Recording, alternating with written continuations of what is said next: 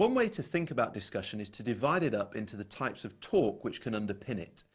Neil Mercer, Emeritus Professor of Education at the University of Cambridge, has suggested three particular types of talk that we can use in the classroom: disputational talk, cumulative talk, and exploratory talk. All three of these have their uses. However, exploratory talk is probably the one that we would like to use the most.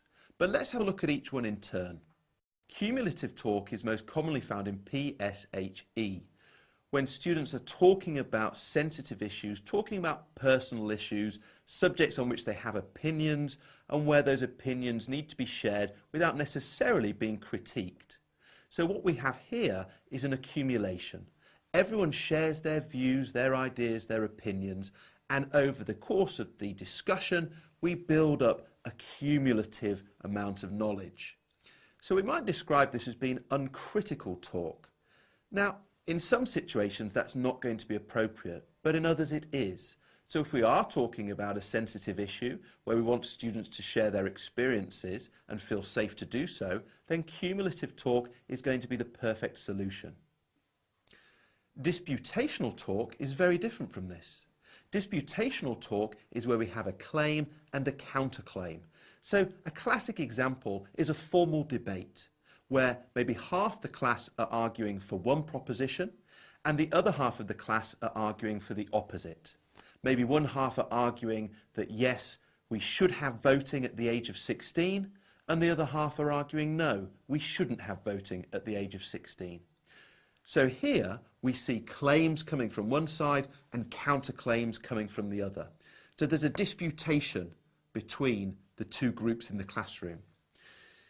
Now you can see the potential risk here. The risk is that it simply ends up being a situation where we have one side saying one thing, one side saying the other, and nobody really listening to each other.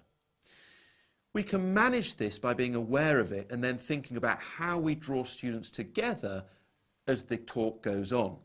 But I think the great benefit of disputational talk is that it allows students to take on a role and play that role to the maximum.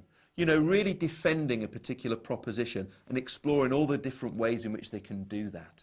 But it does need to be carefully managed so that students are also aware of the other side and are thinking through those other ways of thinking. But as I said earlier, exploratory talk is probably the main type of discussion we want to have in the classroom. This is constructive and critical. Everybody listens actively, everybody is free to share, but people expect that others in the classroom might make critical comments about what they say.